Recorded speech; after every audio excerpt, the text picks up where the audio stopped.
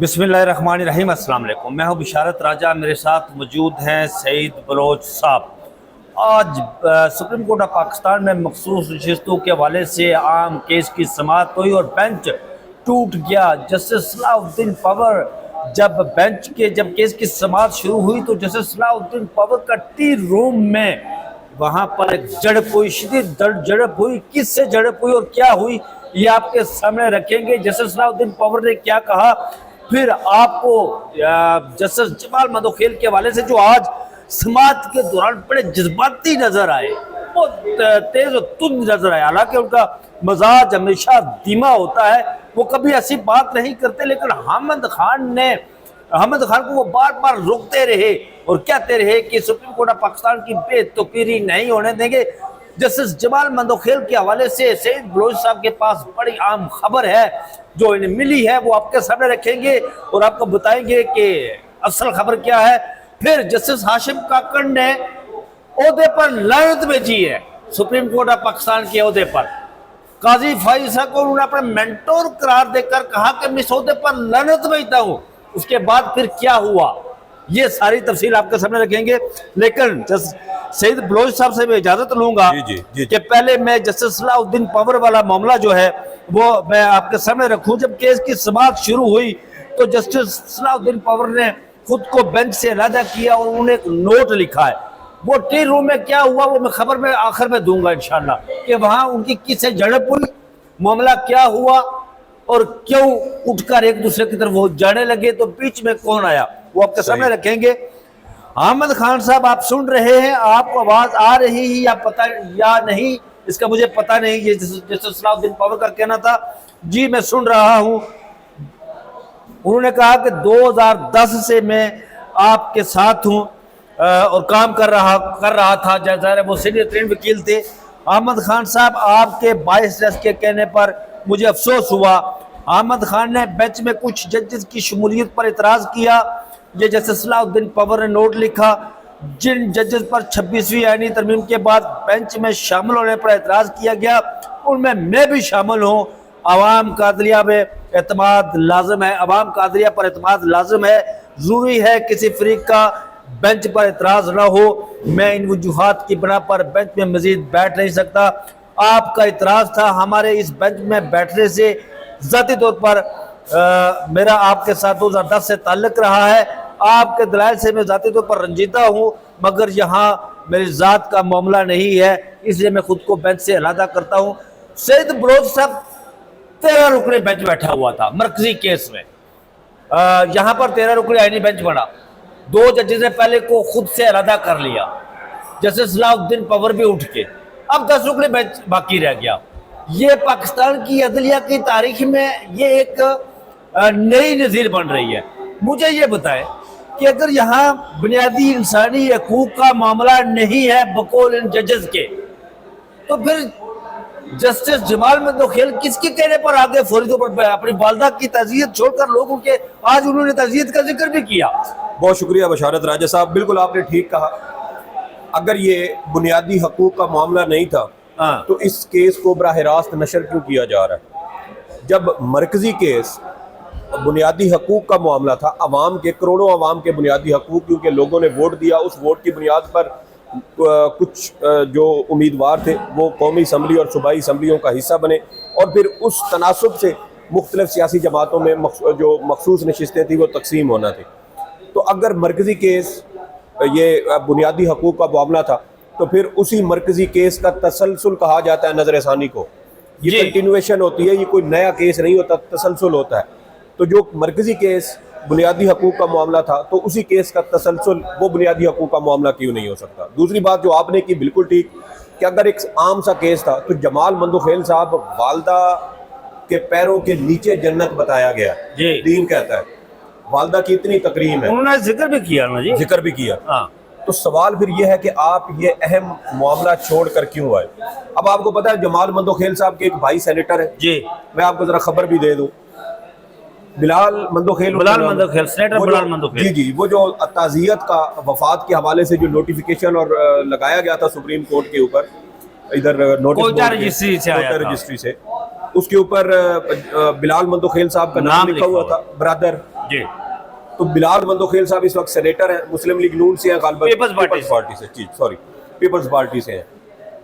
मेरे जिस वक्त ये केस की समाअत हो रही इनके थी, भतीजे भी मेंबर सूबाई असेंबली है। जी जी, जब ये केस की समाअत हो रही थी, आज जब हम बैठे हुए केस सुन रहे थे, मुझे बलोचिस्तान और सेनेट के जो मामलात है या जो पाकिस्तान की सियासी मामलात हैं, इस पर बड़ी दस्तरस रखने वाले एक सहाफ़ी दोस्त का मैसेज आया। अच्छा। और उन्होंने मुझे कहा कि जमाल मंदोखेल साहब के भाई बिलाल मंदोखेल साहब इस वक्त बलोचिस्तान में अपने आबाई घर में मौजूद है, ठीक, अपनी वालदा की फातिहा खानी के लिए कि जो लोग आ रहे हैं तो कोई न किसी का वहां पर होना जरूरी है। बजट सेशन चल रहा है और बजट सेशन के हवाले से ये कहा जाता है कि आप पार्लिमानी पार्टी हिदायत की खिलाफ वर्जी नहीं कर सकते।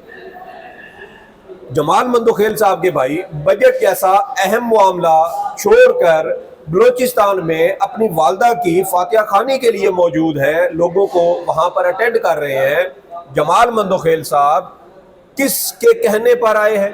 जी, खुद आए हैं, खबर है, खुद आए हैं। मैं अब देखिए, मैं जरा इशारों में आपको बता रहा हूँ, एक कार का भी मामला है जी, बस ये समझ है, मैं इसलिए आपको जरा इशारों में बता रहा हूँ क्योंकि सुप्रीम कोर्ट है, सुप्रीम कोर्ट के जज हैं, हमारे लिए बड़े काबिल एहतराम है। मैं जो खबर आपको देना चाह रहा हूँ वो आप तक पहुंच गई है, हमारे नाजरीन तक भी पहुंच जाएगी कि भाई वालदा की फातिहा खानी के लिए आबाई घर में मौजूद है। जमाल मंदोखेल साहब कहते हैं ये केस बुनियादी हकूक का मामला नहीं है। तो जमाल मंदोखेल साहब, आप अपने जन्नत को छोड़कर यहाँ किस चक्कर में आए? बुनियादी इंसानी हकूक का मामला नहीं है तो फिर इतना अहम केस कैसे बना?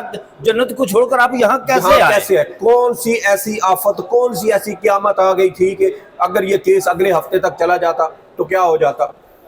क्या किसी ने जमाल मंदोखेल साहब को जोर दिया है? हमें तो ज़राए ने यह भी बताया है कि जस्टिस जमाल मंदोखेल साहब और जस्टिस नईम अफगान साहब, ये दोनों जज साहबान फौजी अदालतों में आम शहरियों के ट्रायल के हवाले से जो इन्होंने इख्तलाफी नोट दिया है, ये इसको बैलेंस करेंगे इस केस के अंदर। जी, मुझे अब ये भी लग रहा है कि जमाल मंदोखेल साहब ने जो अपना इख्तलाफी नोट दिया हुआ है, मुमकिन तौर पर ये उससे भी फिर जाएंगे और ये हाजी अमीन साहब के इख्तलाफी नोट के साथ जाएंगे। उसकी एक रीजन है सईद बलोच साहब, उसकी रीजन ये है कि हाजी अमीन साहब के साथ जाएंगे, फिर ये मखसूस नशिस्तें दीगर जमातों को दी जाएंगी और खैबर पख्तूनख्वा की हुकूमत को हटाया जाएगा। देखिए, बिल्कुल ये चीज़ें चल रही हैं।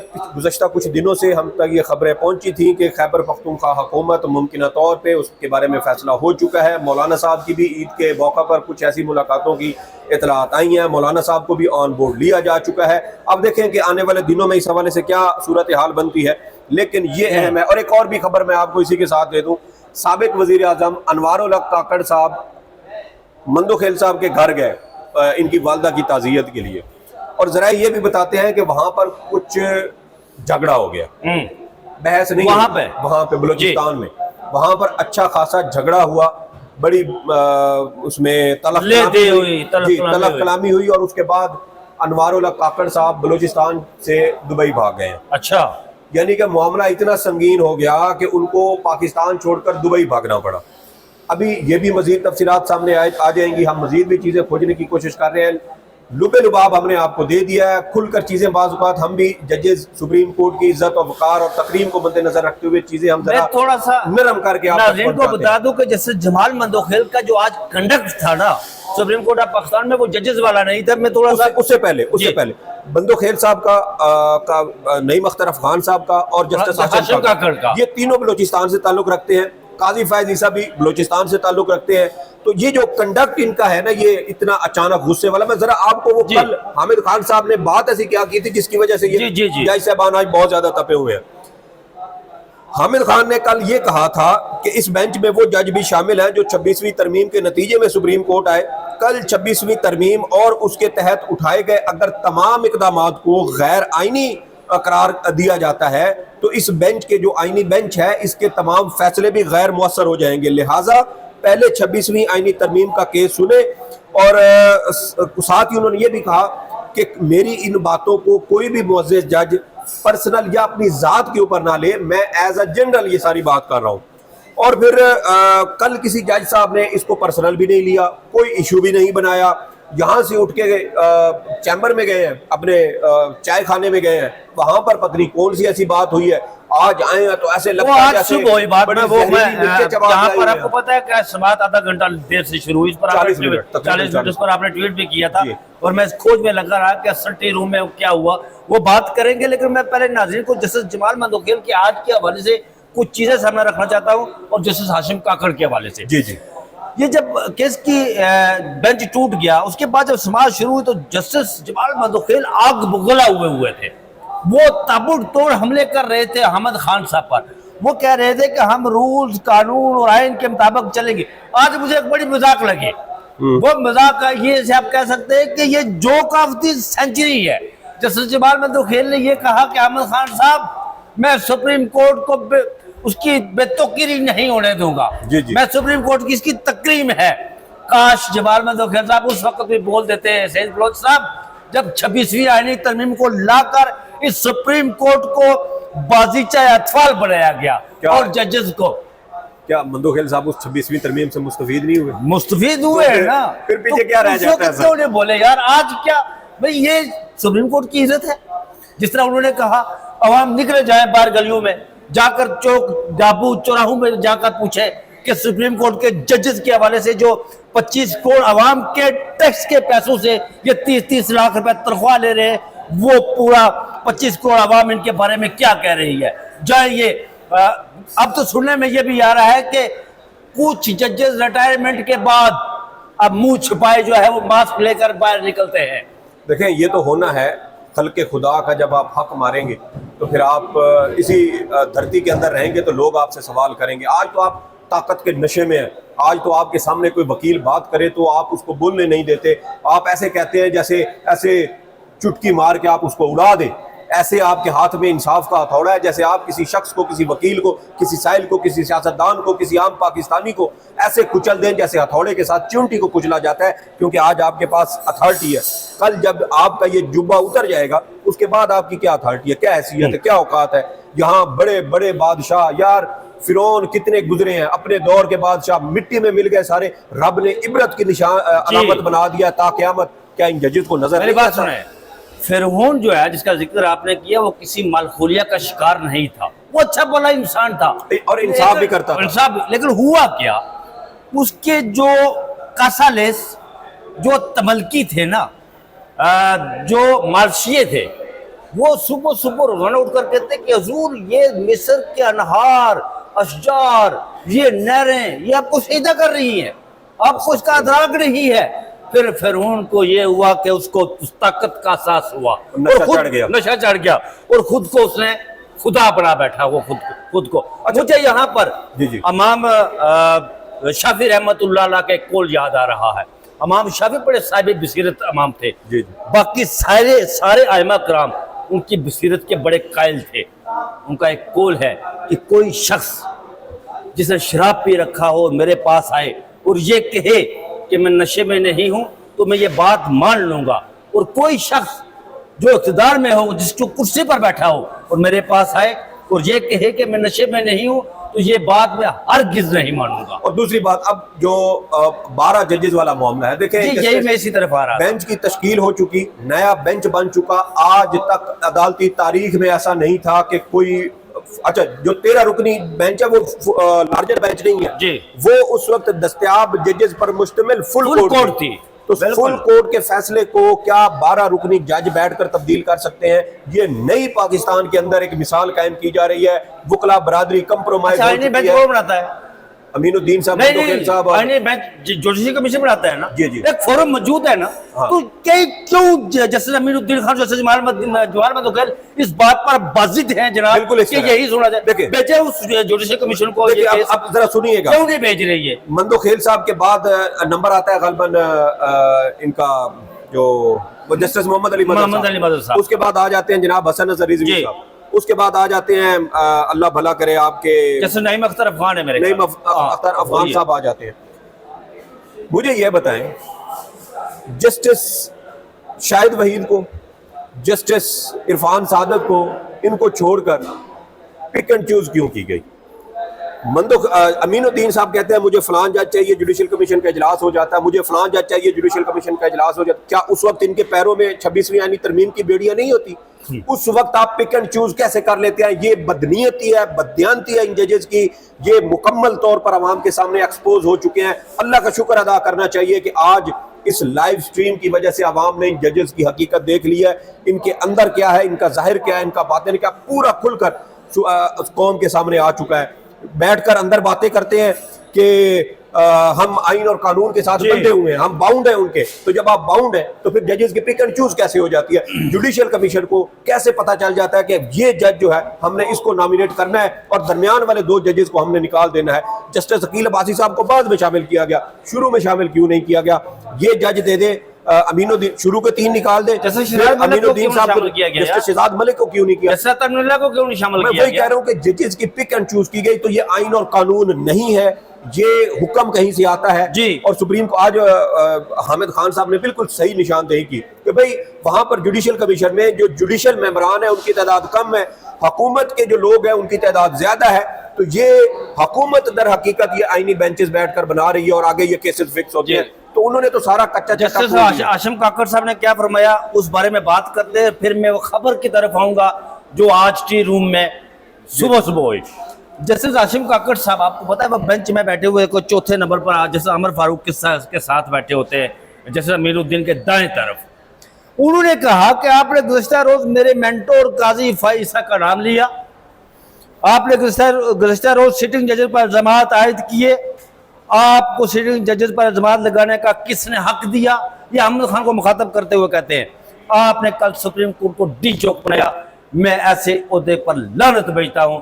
लानत भेजकर फिर उसी कुर्सी पर उसी बेंच में बैठे रहे। मैं ये पूछना चाहता हूं नाज़रीन आपसे कि मुझे ये बताएं कि एक शख्स, एक मुनसफ ओहदे पर लानत भेजकर उस कुर्सी पर बैठा हो और फिर उसे रिज़्क कमाए, तो फिर वो रिज़्क क्या? उससे भी बढ़ के एक और बात राजा साहब, देखिए जब एक जज पर्सनल हो जाए, गुस्से में आ जाए, तो वो अपने हल्फ की खिलाफ वर्जी कर रहा है। जजेस का हल्फ ये कहता है कि वो बगैर किसी अनाद, रगबत, डर, खौफ, गम, गुस्से के वो अपने फराइज़ बिला खौफ खतर। तो आज आपके जाती मरासिम सुप्रीम कोर्ट के ऊपर, सुप्रीम कोर्ट के फैसलों के ऊपर, सुप्रीम कोर्ट के कंडक्ट के ऊपर हावी हो चुके हैं। तो आपकी अपनी हैसियत क्या है? तो ये जजेस के ऊपर बड़ा सवाल है। और सबसे बड़ी बात, काजी फायजी साहब कोई अवतार है, कोई आसमान से उतरी हुई, कोई आसमान से उतरी हुई शख्सियत है, कोई बहुत बड़ा मजहबी पेशवा है, एक आम इंसान जो करोड़ों लोगों के हकूक गसब करने में मुलव्वस है। और इस मुल्क के अगर आइन और कानून की जिस रोज पासदारी हुई,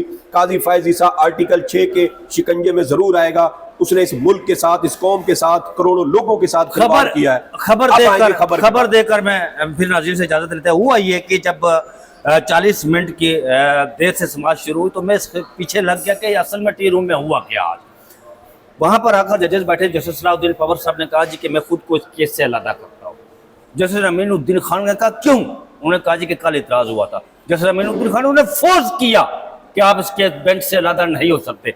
जस्टिस सलाउद्दीन पवर ने कहा कि ये मेरा हक है, मेरा इस्तेकाक है कि मैं बेंच से अलग हो। वहां पर इनके बीच तू मैं हो गई, तलक कलामी, शदीद तलक कलामी हो रही, बहस और तकरार हुई। एक ये उठे सीटों से, तो फिर बीच में बचाव हुआ। और फिर आपने देखा कि जैसे ही समाअत शुरू हुई तो जस्टिस सलाउद्दीन पवर ने खुद को बेंच से अलग कर लिया। वैसे बाकी 4 जज अभी भी बैठे हैं। बाकी 4 जज बैठे हुए, अल्लाह पाक उनको भी इस तरह के दानिशमंद। तो नाज़रीन केस की समाअत 2 बजे तक मुलतवी कर दी गई है और फैसला आज ही आ जाएगा। आप कह सकते हैं कि जजेस ने फैसला रखवाना लिखा हुआ है यार, रखवाना फैसला भी बता दूं मैं आपको, वही है जो जस्टिस 10 सिफर से, मुझे लग रहा है कि आप फैसला 10 सिफर से आएगा। मुझे और सईद बलोच साहब को इजाजत दीजिए। अपना बहुत सा ख्याल रखिएगा। अल्लाह हाफिज।